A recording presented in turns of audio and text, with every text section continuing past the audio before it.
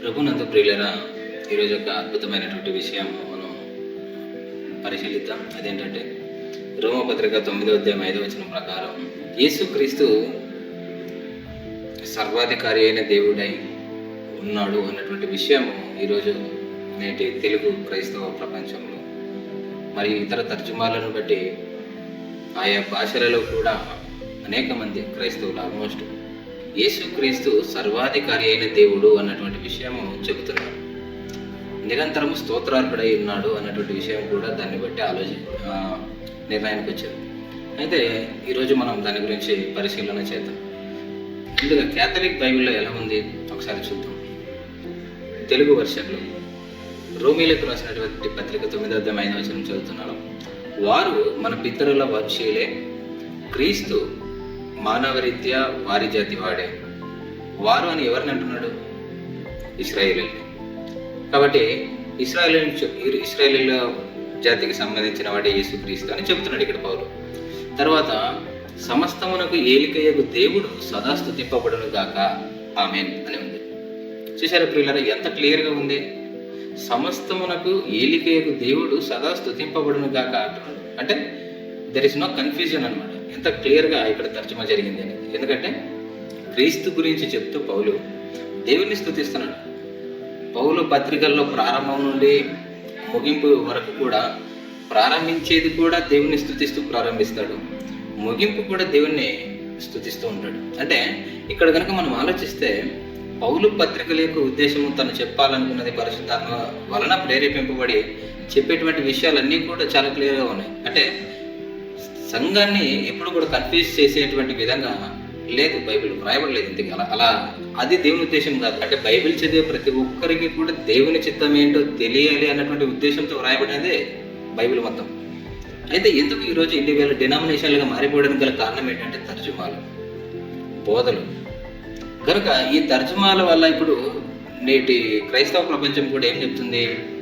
యేసుక్రీస్తు కూడా సర్వాధికారి అయిన దేవుడై ఉండి నిరంతరము స్తోత్రార్హుడై ఉన్నాడు కాబట్టి ఆయనకి స్తోత్రాలు చెప్పాలి, దేవునిగా ఆయన్ని ఆరాధించాలి, ఆయన్ని స్తుతించాలని ఈరోజు ముందుకొచ్చారనమాట. అంటే ఇది అపోస్తలుల కాలాల్లో ఏమైనా ఎక్కడైనా జరిగిందా అని ఆలోచిస్తే ఎవరు కూడా యేసుక్రీస్తును స్తుతించినట్టుగా, అంటే ఆయన్ని ఆరాధించినట్టుగా, దేవునిగా ఆయన్ని పూజించినట్టుగా ఎక్కడ కనపడదు.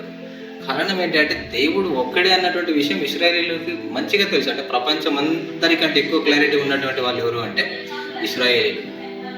అయితే ఇక్కడ మనం ఆలోచించాల్సిన విషయం ఏంటంటే ఈ రోమన్ క్యాథలిక్ తెలుగు వర్షన్లో చాలా క్లియర్గా తర్జుమా జరిగింది. కనుక దేవునిగా, ప్రభువుగా పౌలు చూపిస్తున్నాడు ఇక్కడ తన పత్రికల ద్వారా.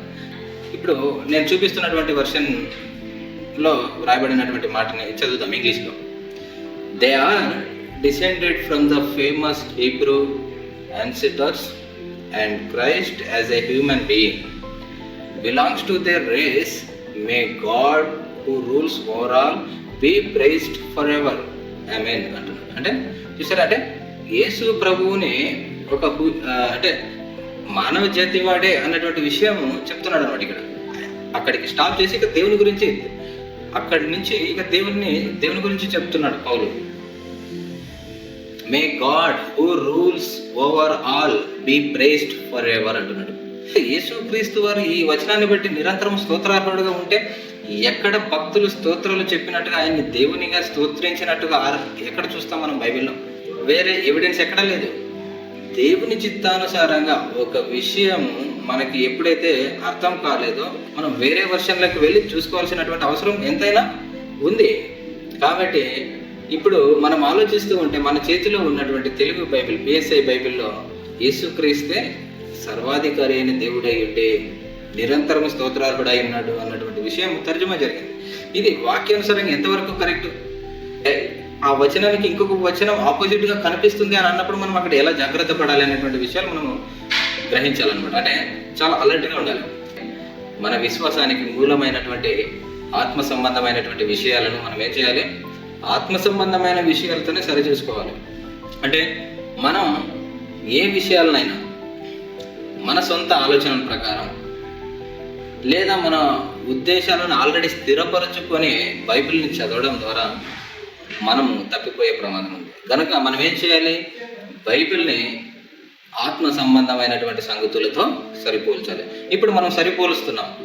యేసుక్రీస్తు వారు నిరంతరం స్తోత్రార్హుడై ఉన్నాడు, సర్వాధికారి అయిన దేవుడై ఉండి నిరంతరం స్తోత్రార్హుడై ఉన్నాడు అన్నటువంటి విషయం ఇక్కడ వ్రాయబడి ఉంది.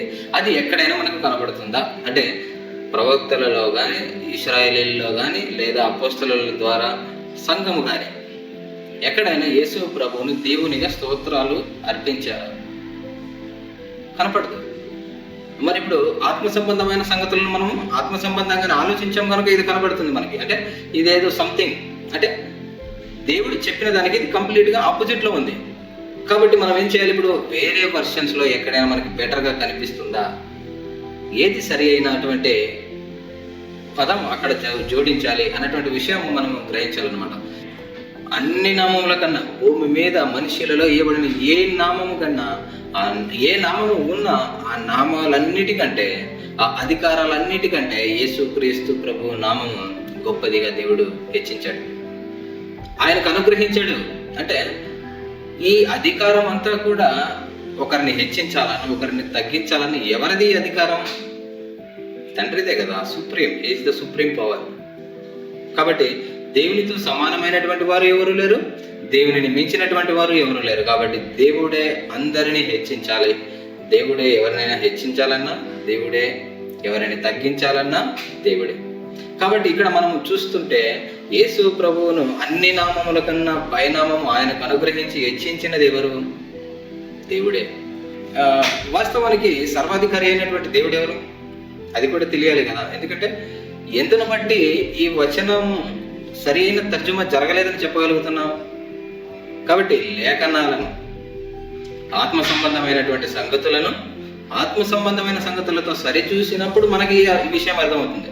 మనకు ప్రవక్తల బోధనలో కానీ, అపోస్తలుల బోధనలో కానీ పరిశుద్ధాత్మ వలన ప్రేరేపింపబడినటువంటి ప్రతి మాట కూడా దేన్ని సూచిస్తుంది? సర్వాధికారి అయిన దేవుడు ఎవరు, సర్వాధికారి యొక్క ప్రభు ఎవరు అంటే చూసారా?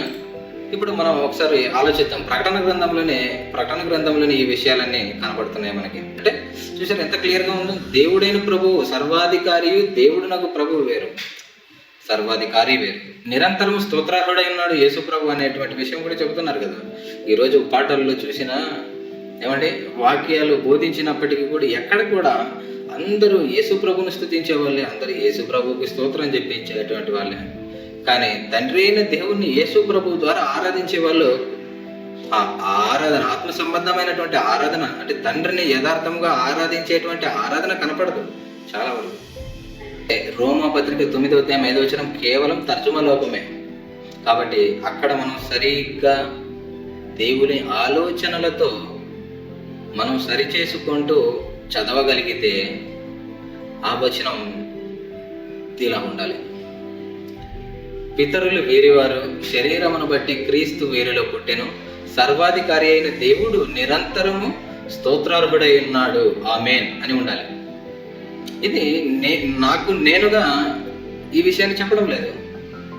దేవుని ఆత్మ సంబంధమైన సంగతులను సరిచూసుకుంటూ, సరిపోల్చుకుంటూ అక్కడ ఆ వచనానికి, దేవుని ఆలోచనలకు ఏదైతే న్యాయం చేకూరుస్తుందో దాన్ని బట్టి ఈ విషయం ఇలా ఉండాలని ఆత్మ సహాయంతో గ్రహించగలిగాం. అలా ప్రతి ఒక్కరు కూడా అన్ని విషయాల్లో ఆత్మ సంబంధమైన సంగతులను బట్టి చాలా జాగ్రత్తగా గ్రహించగలగాలి. మనమందరం దేవుని వాక్యాన్ని పరిశీలించి దేవుని చిత్తానుసారంగానే మనం ప్రతి విషయాన్ని గ్రహించేటువంటి ప్రయత్నం చేద్దాం. అందుకు దేవుడు తన ఆత్మ సహాయాన్ని మనకి ఎల్లప్పుడూ దయచేయను గాక. ఆమేన్. అందరికీ వందనాలు. దేవునికి స్తోత్రాలు.